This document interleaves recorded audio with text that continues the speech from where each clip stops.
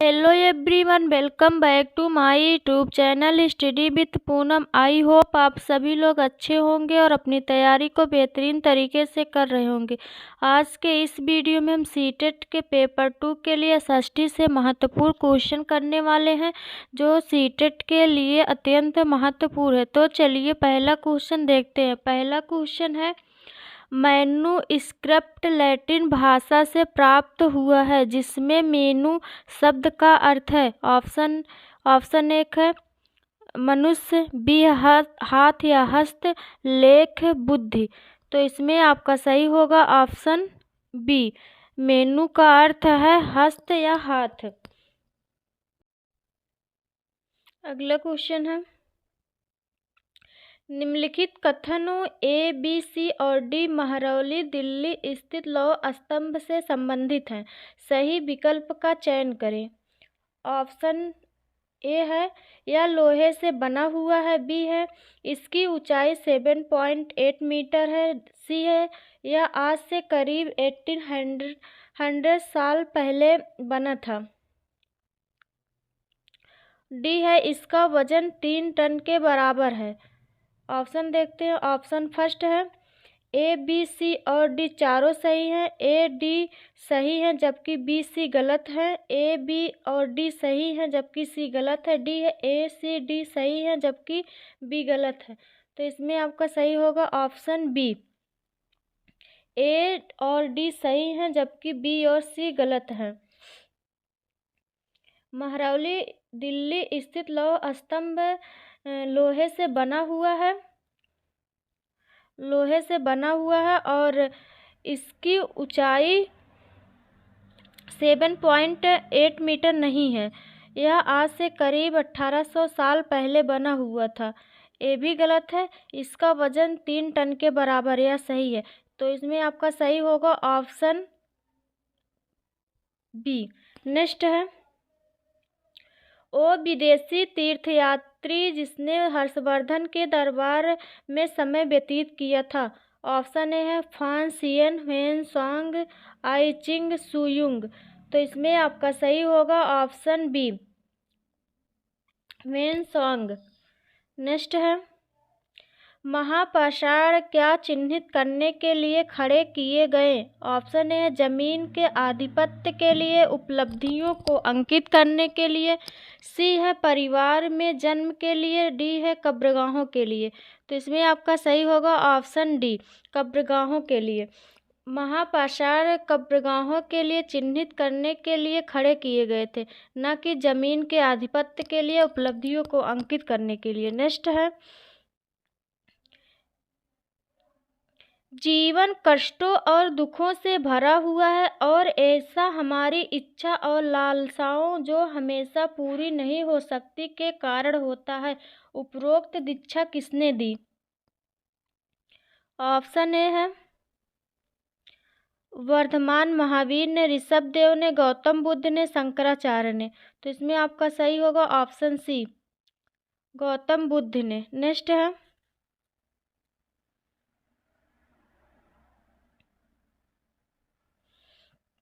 संघ के संदर्भ में निम्नलिखित में से कौन सा कथन सही है। ऑप्शन ए, संघ में प्रवेश लेने वाली स्त्री पुरुष अपने घरों में रह सकते थे। बी, उन्हें एक निश्चित समय में शहर तथा गांव में जाकर भिक्षा मांगनी होती थी। सी है, संघ में प्रवेश के लिए दासों को अपने स्वामियों की अनुमति नहीं लेनी होती थी। डी है, संघ में प्रवेश के लिए एक स्त्री को अपने पति से अनुमति नहीं लेनी होती थी। तो इसमें आपका सही होगा ऑप्शन बी, उन्हें एक निश्चित समय में शहरों तथा गांव से जाकर भिक्षा मांगनी होती थी। नेक्स्ट है, झूम खेती के संदर्भ में निम्नलिखित दो कथन ए और बी पर विचार कीजिए तथा सही उत्तर का चयन कीजिए। ऑप्शन ए है, झूम खेतिहरों को बसाने का अंग्रेजों का प्रयास बहुत सफल था। बी है, पूर्वोत्तर भारत में झूम खेतिहरों के परंपरागत तरीकों पर जोर दिया गया।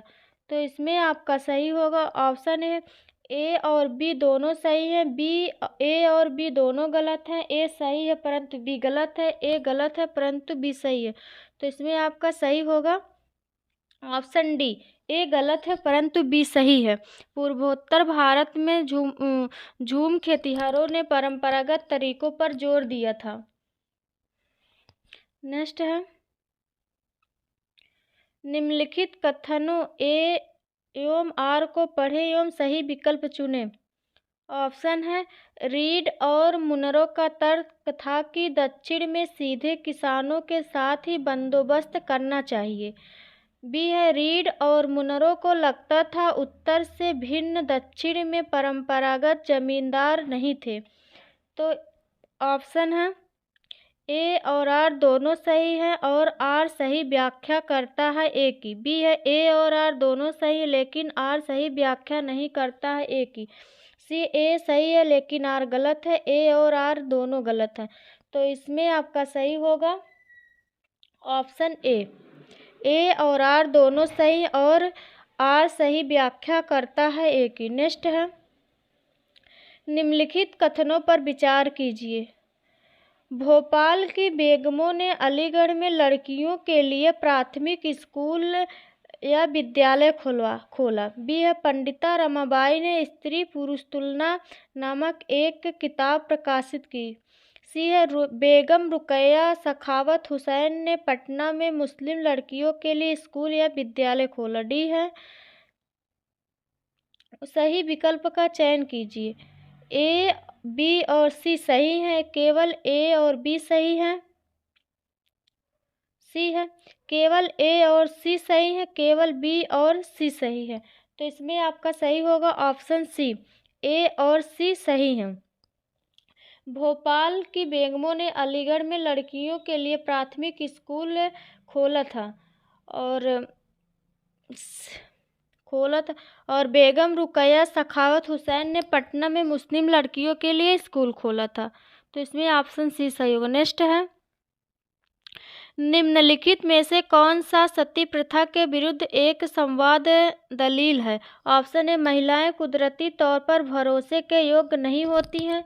बी, अगर तुम महिलाओं को पढ़ने का मौका ही नहीं दोगे तो तुम उन्हें कमरत कैसे मान सकते हो।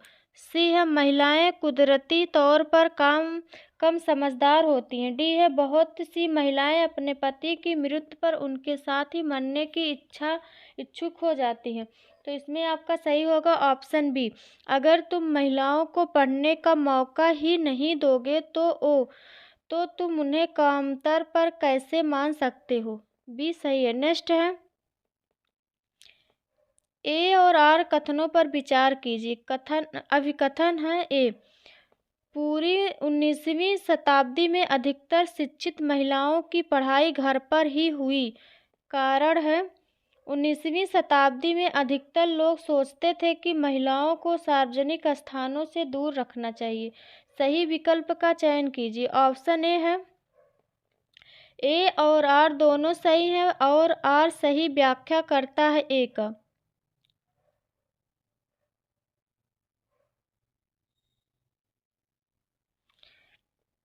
ए और आर दोनों सही है लेकिन आर सही व्याख्या नहीं करता है ए का। ए सही है लेकिन आर गलत है। ए और आर दोनों गलत है। तो इसमें आपका सही होगा ऑप्शन ए और आर दोनों सही है, आर सही व्याख्या करता है ए का। नेक्स्ट है, निम्नलिखित में किस घटना का असम राज्य के साथ अत्यंत महत्वपूर्ण संबंध है। मोपला विद्रोह, दक्कन उपद्रव, खिलाफत आंदोलन, स्वदेशी आंदोलन। तो इसमें आपका सही होगा ऑप्शन डी, स्वदेशी आंदोलन। स्वदेशी आंदोलन 1905 में हुआ था। स्वदेशी आंदोलन 1905 में बंगाल विरोध के प्रदर्शन में हुआ था। असम जो है उस समय 1905 के समय में यह बंगाल प्रेसिडेंसी के अंतर्गत आता था।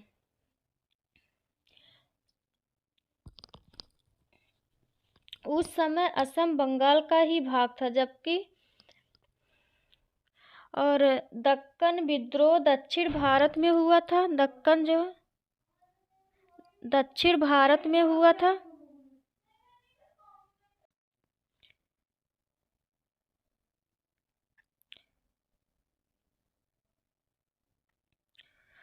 मोपला विद्रोह केरल में हुआ था, केरल। और दक्कन उपद्रव दक्षिण भारत में हुआ था, दक्षिण भारत।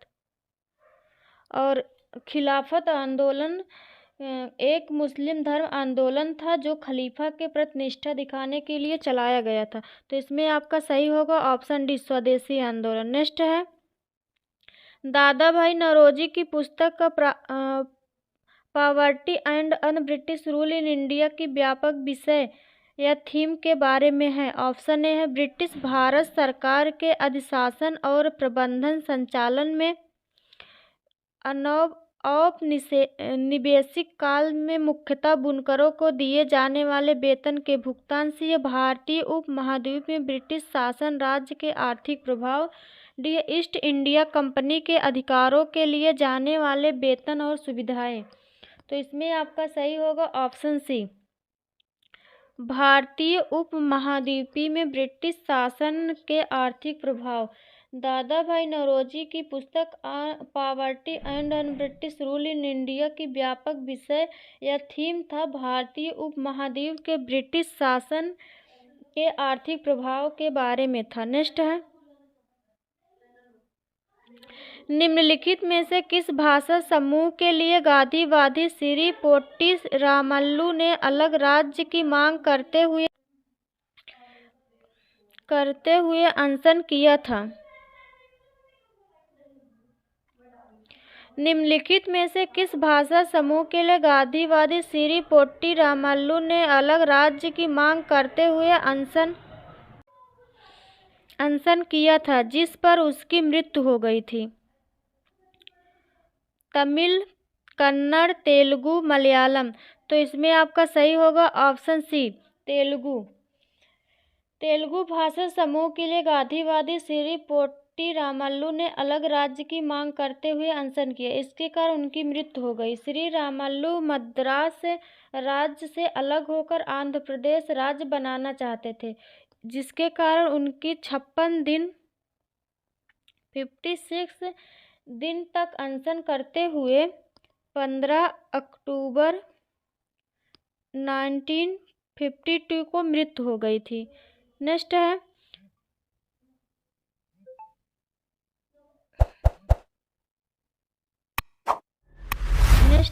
सही मिलान कीजिए।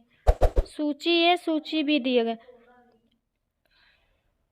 पृथ्वी का अपने अक्ष पर घूमना परिक्रमण कहलाता है। सूर्य के चारों ओर एक स्थित कक्षा में पृथ्वी का घूमना विषुव कहलाता है। ग्लोब पर दिन व रात का विभाजन घूर्णन कहलाता है।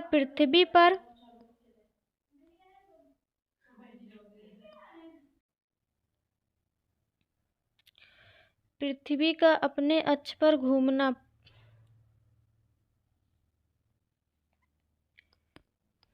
घूर्णन कहलाता है। सूर्य के चारों ओर एक स्थिर कक्षा में पृथ्वी का घूमना परिक्रमण कहलाता है। ग्लोब पर दिन व रात का विभाजन प्रदीप्त कहलाता है। पृथ्वी पर बराबर दिन और रात यह विषुव कहलाता है। 3 1 4 3 1 4 2 सही विकल्प का 3 1 4 2। इसमें आपका सही हो ऑप्शन बी। नेक्स्ट है,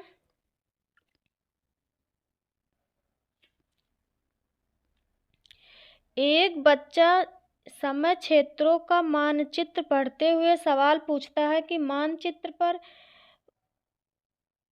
+5 -5 +3 -3 आदि क्यों अंकित किए गए हैं? बच्चे के इस प्रश्न का उत्तर स्पष्ट करने के लिए शिक्षिका को कक्षा में चर्चा में निम्नलिखित में से क्या क्या शामिल करना चाहिए? ऑप्शन है, अंतरराष्ट्रीय समय क्षेत्र, जिसे समय क्षेत्र है टाइम जोन,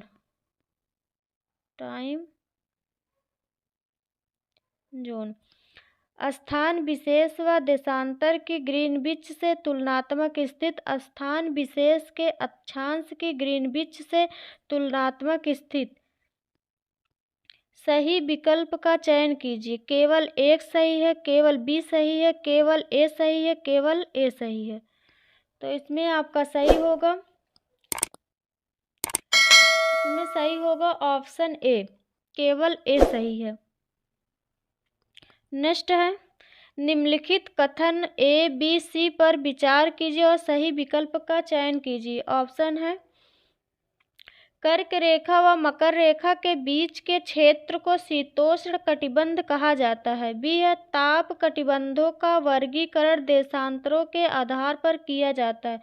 सी है, शीत कटिबंध में सूर्य की किरणें तिरछी पड़ती हैं तथा कम ताप देती हैं।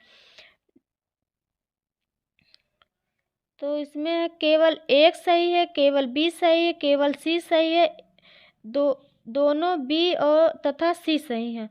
तो इसमें आपका सही होगा ऑप्शन सी, केवल सी सही है।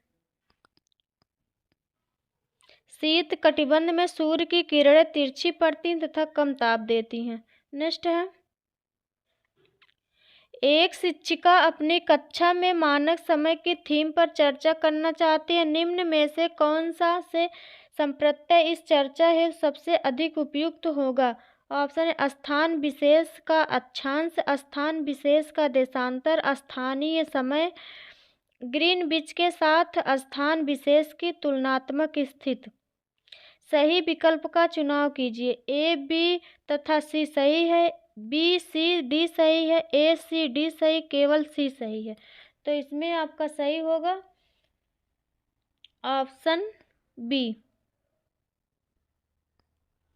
बी सी डी सही है। नेक्स्ट है, निम्न में से बीमेल को छाटिए। संवहनीय वर्षा, पर्वतीय वर्षा, चक्रवाती वर्षा, ज्वारीय वर्षा। तो इसमें आपका सही होगा ऑप्शन डी, ज्वारीय वर्षा। ज्वारीय वर्षा नहीं होता, जबकि संवहनीय वर्षा, पर्वतीय वर्षा, चक्रवाती वर्षा, ये सब वर्षा के प्रकार है। वर्षा 3 प्रकार का होता है, एक है, फर्स्ट है, सेकंड है पर्वतीय वर्षा, थर्ड है चक्रवाती वर्षा।